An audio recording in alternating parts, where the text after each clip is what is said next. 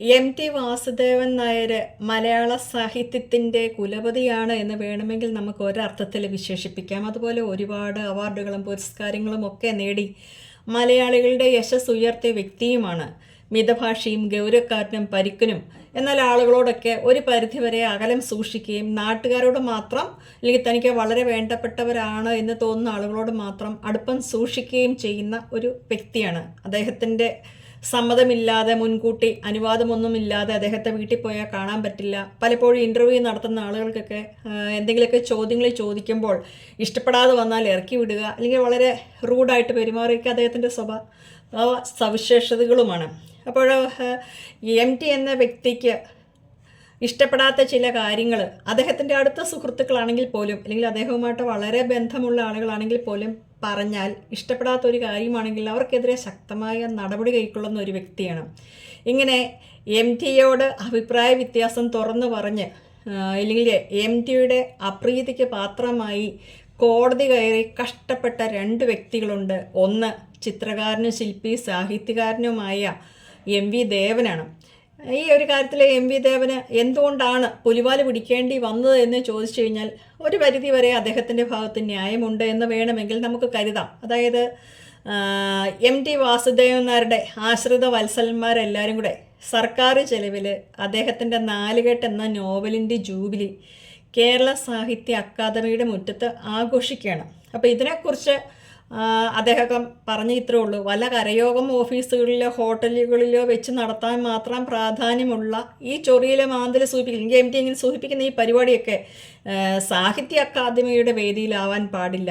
ഇതുമാത്രമാണ് MV. ദേവൻ എന്ന വ്യക്തി പറഞ്ഞത്.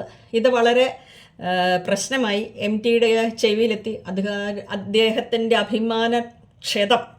എം.ടിക്ക് അഭിമാനക്ഷതം സംഭവിച്ചു. ഉടനെ അദ്ദേഹം ഇതുമായിട്ട് ബന്ധപ്പെട്ട് മാനനഷ്ട കേസ് കൊടുത്തു. അവസാനം എന്തായാലും 10,000 രൂപയുടെ സ്വന്തം ജാമ്യത്തിലും 2 പേരുടെ ആൾജാമ്യത്തിലുമാണ് കോഴിക്കോട് ചീഫ് ജുഡീഷ്യൽ മജിസ്ട്രേറ്റ് ദേവന് ജാമ്യം അനുവദിച്ചത്. അപ്പം അദ്ദേഹം കലാകൗമുദിയിൽ ഒരു ലേഖനം എഴുതിയാണ് ഇങ്ങനെ ശക്തമായിട്ട് പ്രതികരിച്ചത്. അപ്പം ആദ്യമായിട്ട് എം.ടി ഒരു മാനനഷ്ട കേസ് ഒരാൾക്കെതിരെ ഫയൽ ചെയ്തതും ദേവനെതിരെയാണ്. കാര്യം പറഞ്ഞ് ഇവരൊക്കെ സുഹൃത്തുക്കളുമായിരുന്നു. എന്നാൽ ഈ ദേവൻ എന്ന വ്യക്തിയുടെ ഒരു സ്വഭാവത്തിൻ്റെ പ്രത്യേകത എന്താണ് എന്ന് ചോദിച്ചാൽ, ചിത്രകല എന്ന സ്വന്തം മാധ്യമത്തിനപ്പുറം ലോകത്തുള്ള എന്തിനോടും വിട്ടുവീഴ്ചയില്ലാത്ത നിലപാടുകൾ പുലർത്തുന്ന വ്യക്തിയാണ്. ഇഷ്ടപ്പെടാത്ത ആരുടെയും മുഖത്ത് നോക്കി കൃത്യമായിട്ട് പറയും. ഈ ഒരു പ്രത്യേകത എം.വി. ദേവൻ്റെയും ഒരു സ്വഭാവത്തിൻ്റെ ഭാഗമാണ്. അപ്പോൾ തൻ്റെ നിലപാടുകളിൽ തനിക്ക് എന്തൊക്കെ നഷ്ടം വന്നാലും, ആരൊക്കെ തന്നെ ചീത്ത വിളിച്ചാലും, തൻ്റെ ചുറ്റുപാടുകളിൽ തനിക്ക് ശരിയല്ലെന്ന് തോന്നുന്ന കാര്യങ്ങളൊക്കെ അദ്ദേഹം ചോദ്യം ചെയ്യുമായിരുന്നു, പലതിനോടും കലഹിക്കുമായിരുന്നു. അങ്ങനെയാണ് ഈ ഒരു വിഷയത്തിൽ അദ്ദേഹം പ്രതികരിച്ചത്. അപ്പം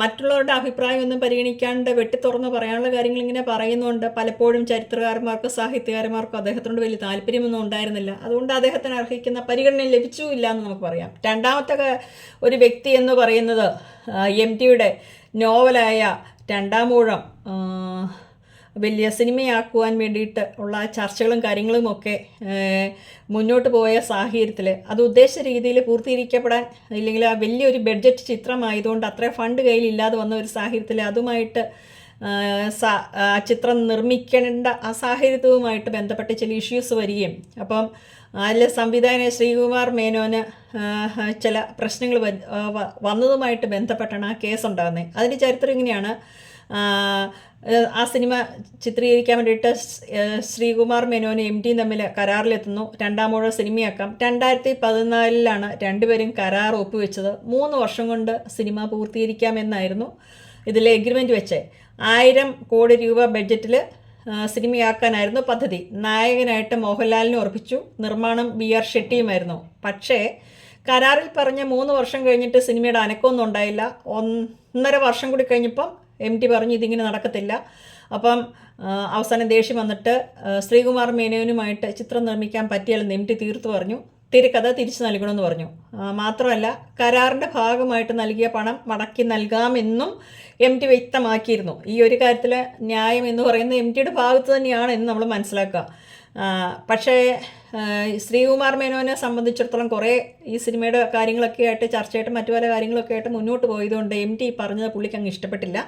അപ്പോൾ ഇവർ തമ്മിൽ പിതൃപുത്ര വാത്സല്യം നിറഞ്ഞിരുന്ന ഒരു ബന്ധത്തിലെ വിള്ളലൊക്കെ വീണു.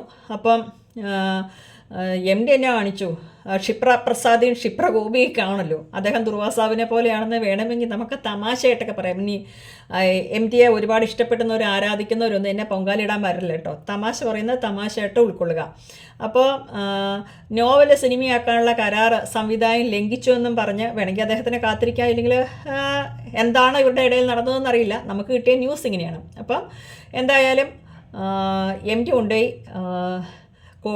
കേസ് കൊടുത്തു.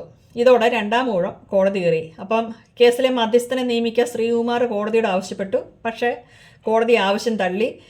കേസ് മുന്നോട്ട് പോയി.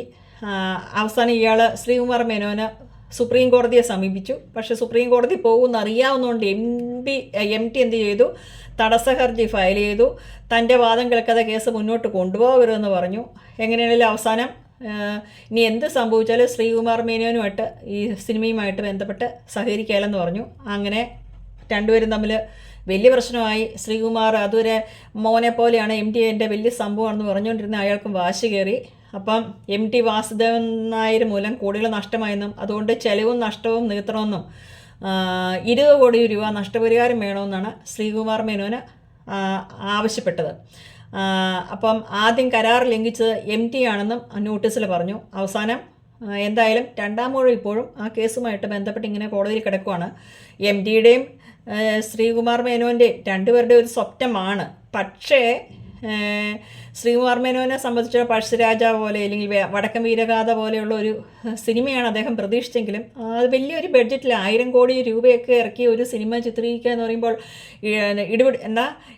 ഇടിപിടിയുന്ന ചോറും കറിയും ഉണ്ടാക്കുന്ന പോലെ അത്ര എളുപ്പമുള്ളൊരു കാര്യമൊന്നുമല്ലല്ലോ. മാത്രമല്ല പണം വല്ലവരുടെയും കയ്യിലിരിക്കുന്നതാണ്. ഒരുപാട് ശ്രദ്ധിച്ച് ഇൻവെസ്റ്റ് ചെയ്തില്ലെങ്കിൽ, നല്ല രീതിയിലൊക്കെ ആ ചിത്രം ചെയ്തില്ലെങ്കിൽ മുഴുവൻ കൈകൊള്ളും. എം ടിയെ സംബന്ധിച്ചിടത്തോളം വലിയ നഷ്ടങ്ങളൊന്നുമില്ല. പക്ഷേ നിർമ്മാണവുമായിട്ട് അല്ലെങ്കിൽ പൈസ ഇറക്കുന്ന ആളുകൾക്ക് ഇതൊക്കെ ആയിട്ട് നടക്കുന്നവർക്ക് വലിയ ബുദ്ധിമുട്ട് നഷ്ടം ഉണ്ടാകുന്ന കാര്യമാണ്. അതുകൊണ്ട് അവരത് സൂക്ഷിച്ച് സാവകാശം എടുത്ത് ചെയ്യണം എന്നൊരു തീരുമാനത്തിൽ എത്തിയതിൽ അവരെയും തെറ്റു പറയാൻ പറ്റില്ല. എന്തായാലും ഇപ്പോൾ ഇങ്ങനെയാണ് ഇതിൻ്റെ ഒരു പോക്ക്. അപ്പം ഈ ശ്രീകുമാർ മേനോനെ എം ടി ആയിട്ട് കാണുമ്പോൾ പറയുന്ന കാര്യം, അദ്ദേഹം അതുപോലെ സമ്പന്നനാണ്, എനിക്കൊരു സംവിധായകനാണ്. എം ടി ആയിട്ട് ഈ കഥ കിട്ടുമോ എന്നറിയാൻ വേണ്ടിയിട്ട് ശ്രീകുമാർ പലതവണയും എം ടിയുടെ അടുത്ത് ചെന്നു. അദ്ദേഹം എം ടി കസേരയിൽ ഇരിക്കുമ്പോൾ ഇയാളെ നിലത്ത് വരെ ഇരുന്നെന്ന് അയാൾ പറയുന്നുണ്ട്. അങ്ങനെ 3 തവണയും മറ്റോ പോയതിന് ശേഷമാണ് കഥ കൊടുക്കാൻ തന്നെ സമ്മതിച്ചത്. അങ്ങനെ സോപ്പിട്ട് തൻ്റെ വീട്ടിൽ വരുന്ന ഒരാളെ തൻ്റെ ഒപ്പം ഇരിക്കാൻ പറയാനുള്ള, ഇല്ലെങ്കിൽ അങ്ങനെ പറയാമല്ലോ, പറഞ്ഞോ ഇല്ലയോ എന്ന് എനിക്കറിയില്ല. ഞാൻ പറഞ്ഞ ശ്രീകുമാർ മേനോൻ പറഞ്ഞത് അദ്ദേഹം കസേരയിരിക്കുമ്പോൾ ഞാൻ താഴെ ഇരുന്നേ എന്ന് പറഞ്ഞാൽ അത്രയും വരെ അദ്ദേഹത്തെ പ്രസാദിപ്പിച്ച് ഒരു ഇമ്പ്രഷനൊക്കെ ഉണ്ടാക്കിയെടുത്താണ് ഈ കഥ ചോദിച്ചത് തന്നെ. അവസാനമാണ് ഇത്രയും പൊല്ലാപ്പായതെന്ന് നമ്മൾ മനസ്സിലാക്കുക. അപ്പോൾ എന്തായാലും പുതിയ വിഷയവുമായിട്ട് നമുക്ക് വീണ്ടും കാണാം. അങ്ങനെ എം ടി വാസുദേവൻ നായർ കാരണം കോടതി കയറി പൊല്ലാപ്പ് പിടിച്ച 2 വ്യക്തികൾ നമ്മുടെ ഇടയിലുണ്ട്.